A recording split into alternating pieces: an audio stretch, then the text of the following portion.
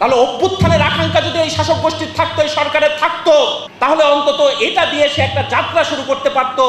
যারা 300 কোটি টাকা মালিক পক্ষকে মওকুফ করে দিয়েছে, রাষ্ট্রের কাছ থেকে এই মালিক বলে যারা পরিচয় দেয় তারা বন্দোবস্ত এনেছে। আর যে স্বপ্ন, সেই স্বপ্ন যে আসলে মিথ্যা ছিল।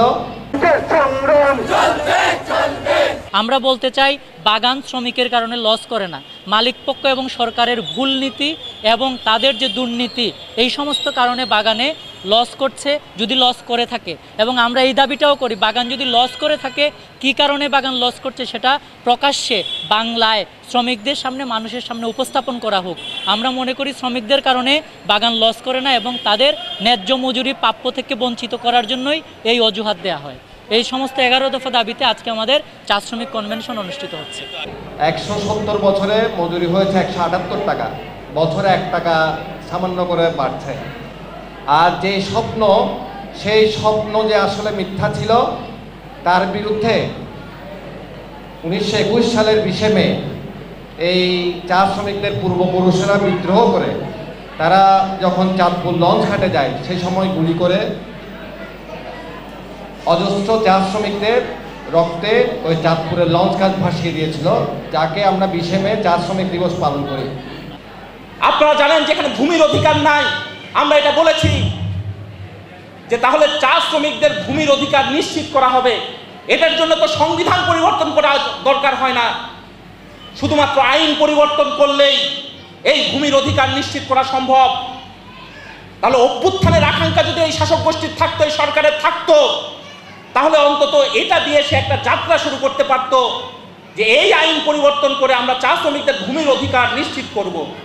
আপনারা মালিক পক্ষ, সেখানে একটা বিচ্ছিন্ন ঘটনাকে হয়তো কোনোদিন শ্রমিকের সাথে কোনো ডাক্তারের অপ্রীতিকর ঘটনা ঘটেছে, সেটাও আমরা সমর্থন করি না, কিন্তু সেইটাকে আপনারা অজুহাত হিসাবে সৃষ্টি করে আজকে আপনারা কম্পাউন্ডার বসিয়ে রেখেছেন, কিন্তু বলছেন যে সেইখানে শ্রমিকদের নিয়ে এসেছেন, ডাক্তার আছে।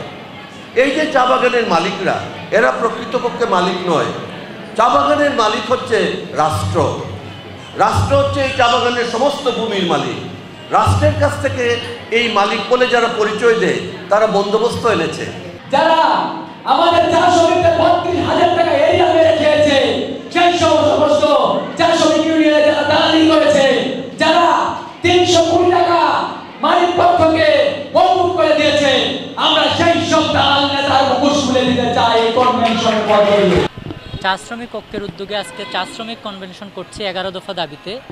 প্রথমত আমরা চা শ্রমিকদের আজকে 600 টাকা মজুরি চাচ্ছি। আপনারা জানেন যে চা শ্রমিকদের বর্তমান মজুরি 178 টাকা। বর্তমান যে দুর্মূল্যের বাজার, এই দুর্মূল্যের বাজারে 178 টাকা দিয়ে কিছু চলে না। ফলে আমরা 600 টাকা মজুরির দাবি করছি, একই সাথে পূর্ণাঙ্গ রেশনের দাবি করছি। সাথে সাথে আপনারা জানেন 150 বছরের অধিক সময় ধরে এই চা বাগান অঞ্চলে বসবাস করছেন যে মানুষরা, তাদের ভূমির উপর কোনো অধিকার নাই। ফলে আমরা চা শ্রমিকদের পক্ষ থেকে বলছি যে চা শ্রমিকদের ভূমির অধিকার দিতে হবে। জানেন যে দীর্ঘ আন্দোলন সংগ্রামের পরে 2022 সালে যে চা শ্রমিকদের ঐতিহাসিক আন্দোলন, সেই সময় তৎকালীন রাষ্ট্রের পক্ষ থেকে বলা হয়েছিল চা শ্রমিকদের ভূমির অধিকার দেয়া হবে, কিন্তু আমরা দেখছি এটা শুধু কথার কথা হিসাবে থাকছে। আমরা অবিলম্বে চা শ্রমিকদের ভূমির আইনি অধিকার সেটা নিশ্চিত করার দাবি করছি। একই সাথে আজকে বাগান কর্তৃপক্ষ বাগান লস করছে এই কথা বলে চা শ্রমিকদের তাদের ন্যায্য মজুরি দাবি দেওয়া থেকে তাদের বঞ্চিত করছে।